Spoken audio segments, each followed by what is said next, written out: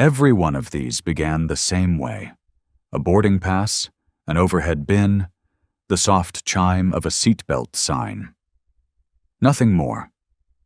From a passenger deciding a face mask wasn't worth wearing, to another reaching for a door 30,000 feet above the ground, with the wind pressing hard against the aluminium. The cabin is a sealed world, and inside it, one person's choice becomes everyone's problem.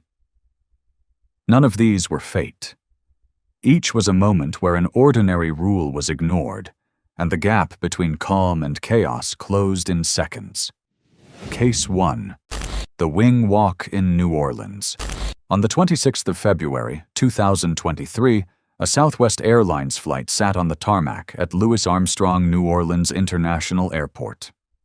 It was a routine departure, the kind that happens hundreds of times a day at any major hub. The aircraft had already backed away from the gate. The passengers were settled, phones on airplane mode, tray tables up. Somewhere ahead of them lay a destination, a reason to fly, a meeting, a reunion, a trip home. But one passenger, an adult whose identity was not clearly reported in the coverage of the incident, had decided the flight was over before it had begun. According to reporting on the incident, after the plane had pushed back from the gate, this passenger got up, went to the aircraft's emergency exit, and opened it. That single act sounds small when you say it quickly. It is anything but. An emergency exit is one of the most carefully engineered pieces of a modern airliner. It exists for one purpose: to get people out fast when staying inside would kill them: a fire, a water landing, a cabin filling with smoke. It is not a side door. It is not a shortcut off a delayed flight. The passenger opened it anyway. Then, according to the reporting, they climbed out onto the wing of the aircraft. Picture the scale of that decision: a person standing on the smooth, sloping metal of a commercial jet's wing, out in the open air of an active airfield, while ground crews, other aircraft, and fuel lines moved around them. From the wing, the passenger slid down to the ground before being detained. The flight was thrown into disruption. Ground operations near an aircraft are tightly controlled for a reason. An unauthorized person on the tarmac is a hazard to themselves and to everyone working around them. Law enforcement took the passenger into custody. What should have been a smooth departure became a security response. Investigators and officials treated the event exactly as what it was: a serious breach of aircraft safety and security procedures. This was not a mechanical failure or an accident where a door gave way. Reporting described it as an emergency exit breach. A deliberate use of equipment meant only for a genuine emergency. No attributable quote from those involved was clearly documented in the coverage, and the personal circumstances behind the act were not laid out in the sources. What remains on the record is the plain sequence of events. And that is where the irony sits, sharp and unmissable. The one feature of the aircraft designed to save lives in a catastrophe was used to leave a plane that was simply moving too slowly for one person's patience. The exit worked exactly as engineered. It opened, it deployed, a body passed through it. But the emergency it was built for did not exist until the moment someone decided to create one. Everyone else on that flight had trusted the same door to protect them. Instead, they watched it become the reason they were going nowhere. If you're already thinking how quickly a normal flight can tip into something else, you're not alone. Subscribe and stay with me through the rest. Case 2. The Mask That Started a Fight. In 2021, air travel in the United States existed under a set of rules almost nobody had grown up with. Face masks were required on board commercial flights, a public health measure meant to lower the risk of spreading illness in the tight, recycled air of a cabin. For most travelers, it was an inconvenience, no more. On one Delta Airlines flight that year, it became the spark for something far worse.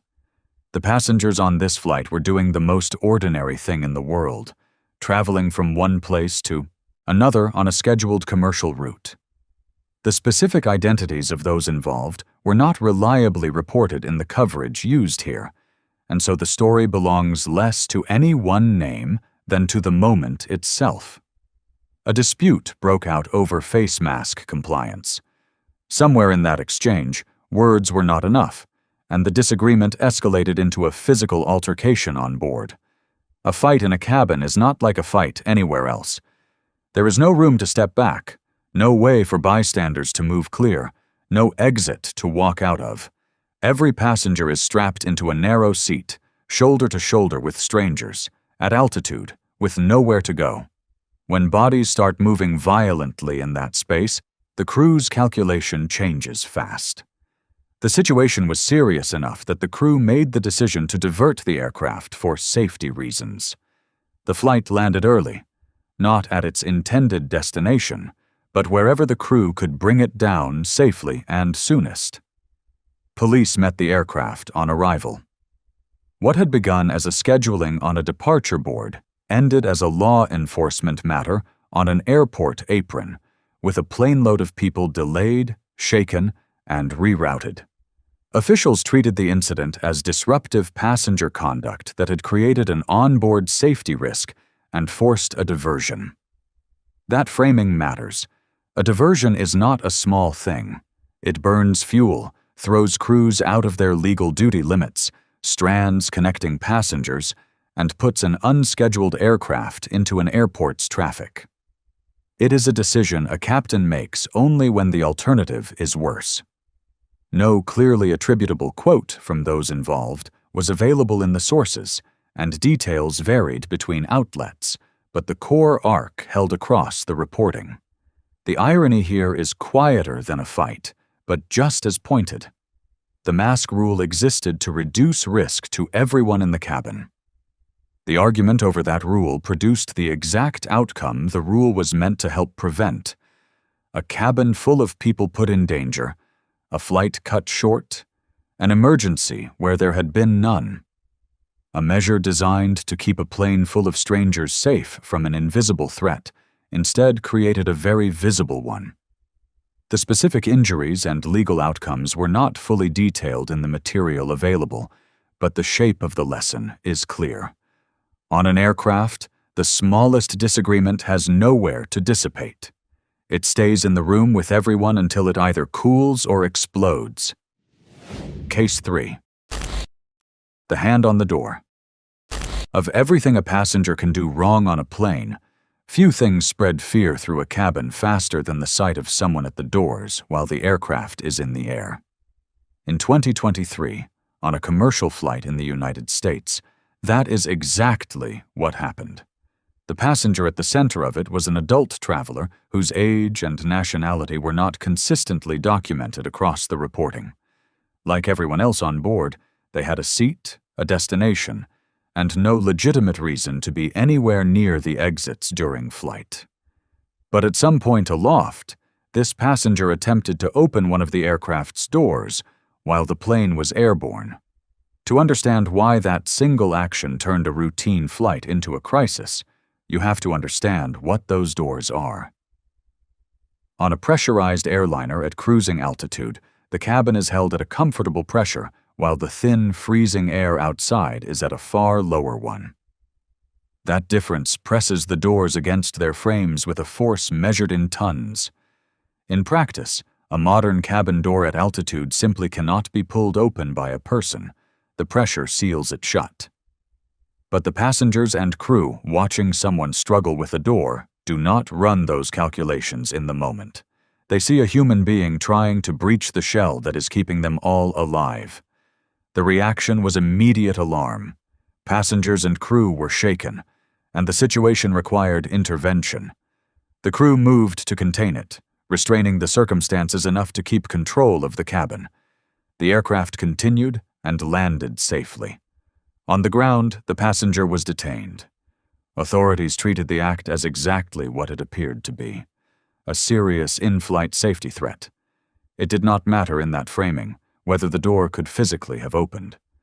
What mattered was the attempt, the panic it caused, and the possibility, however remote in the eyes of physics, that a person interfering with an aircraft's structure at altitude could cause harm.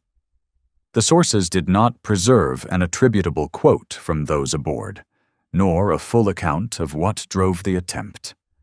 The rule broken here is one of the most fundamental in all of aviation, and it is almost never spoken aloud because it is assumed. You do not open a door in flight. The design of the aircraft is built around preventing precisely that. And so the irony is stark. The passenger reached for the one action the entire machine is engineered to make impossible, and in reaching for it, produced real terror in dozens of people who had no way of knowing, in that instant, that the door would hold. The plane was never going to open. The fear was completely real anyway. Case 4. The charger in the exit row. In July of 2025, on an American Airlines flight, a request as small as they come turned into a scene that traveled far beyond the cabin. A male passenger, an adult, was seated in an emergency exit row. He asked the crew for a phone charger. That is where it should have ended. A minor service request, one of 100 cabin crew fields on any flight. But according to reporting on the incident, the passenger became enraged when the charger was not provided quickly enough, or not in the way he wanted. From that small friction, a confrontation grew, and it escalated into an onboard disturbance loud and visible enough that it was filmed by other passengers. The footage spread online, and the man became, briefly, a public example of how badly an ordinary moment can curdle. It is worth pausing on the human ordinariness of the trigger. A dying phone battery is a frustration everyone recognizes. Most of us have felt that flicker of irritation when we ask for something simple, and it does not come. What separates a bad mood from an incident is what a person does with it in a space where there is no room to walk it off. On a plane, there is no stepping outside to cool down. The frustration stays, and if it grows, everyone shares it.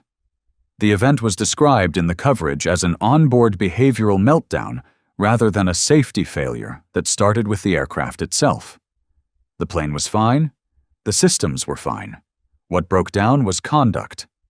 The airline and crew responded to the disruption as crews are trained to, managing the situation and containing it.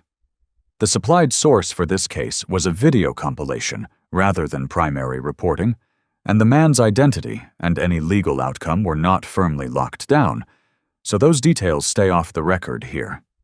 The irony lands in where he was sitting. An emergency exit row is a seat of responsibility.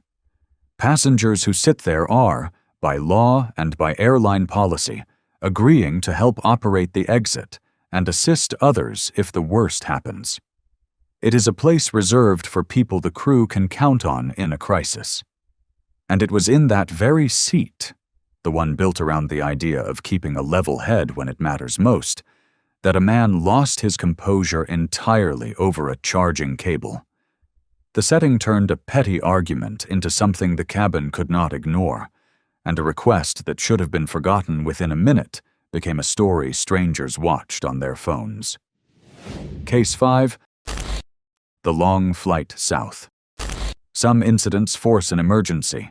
Others simply wear a cabin down, hour after hour, until a flight that should have been forgettable becomes something no one on board will forget. According to the account used here, that is what unfolded on a British Airways flight from Johannesburg to Heathrow, a long-haul route, hours of darkness over the African continent, and then the sea, the kind of flight where passengers hope only to sleep and arrive. The passenger at the center of it was an adult man, described in the source as drunk. He was, like everyone around him, a long-haul traveler settling in for a journey measured in the tens of hours. But early on, according to the narration, he opened his laptop and began watching pornography openly, in full view of the people seated near him. In the close quarters of an economy cabin, there is no such thing as a private screen when it is angled toward the aisle. What one person watches, their neighbors cannot avoid. The cabin crew did what crews do. They intervened and asked him to stop. That request is not a suggestion.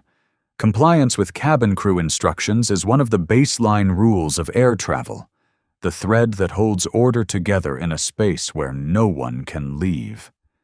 He did not comply in any lasting way. According to the account, he continued, and for the remaining hours of that long flight, he made the cabin miserable, forcing the crew to intervene again and again over the course of the journey. There was no diversion, no arrest described, no single dramatic moment, just an atmosphere poisoned steadily, hour by hour, on a flight nobody could get off. It should be said plainly that this case rests on a single narration rather than robust primary reporting, and no formal investigative finding was included in the material. The details that are documented describe disruptive and inappropriate behavior, and a crew repeatedly pulled away from their duties to manage one man. No attributable quote from anyone involved survived into the sources. The rule at issue is the simplest one in the whole book: basic decency in a shared space, and doing what the crew asks. And the irony is a slow-burning one. This was not a sudden crisis, but a self-inflicted spectacle stretched across an entire long-haul flight. A man who could have slept, watched a film, or simply looked out the window instead turned his own journey, and everyone else's, into hours of tension. The cabin crew's job that night was not to handle an emergency.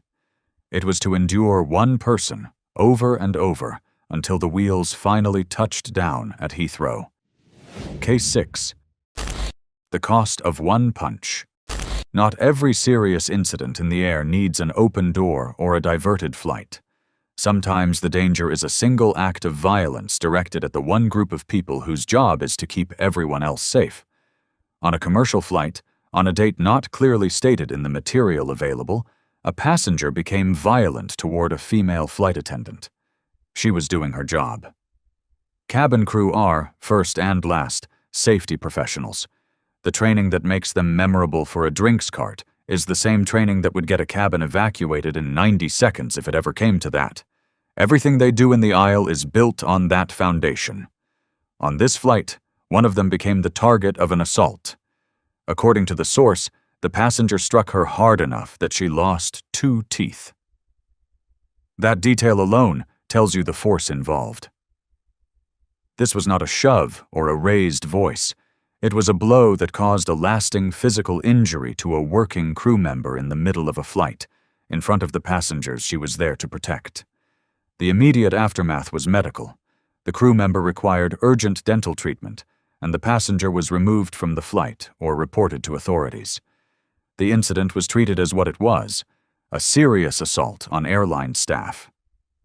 It has to be noted that the source material here is thin, built on a video narration rather than detailed primary reporting, and the date and location were not clearly established. The name of the passenger was not documented, and no attributable quote survived into the account.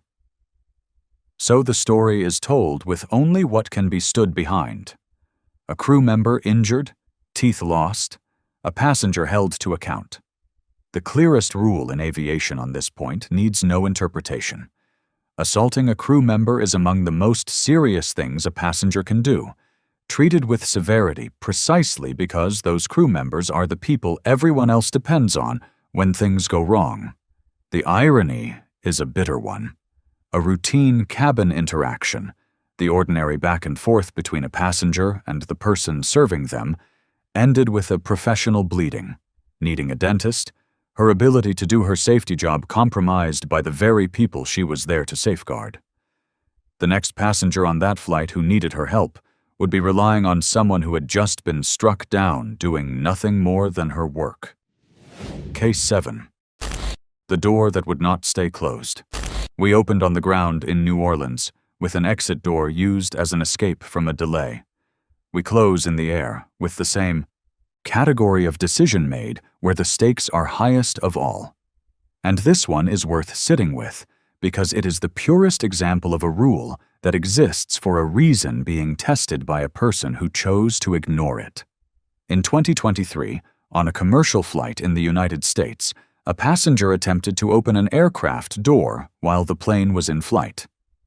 The traveler's details, age, nationality, background, were not consistently recorded across the reporting, and so what remains is the act and its consequences, which are more than enough. Consider the ordinariness of the setting before the turn. A cabin in cruise is one of the calmest environments in modern life. The engines settle into a steady hum.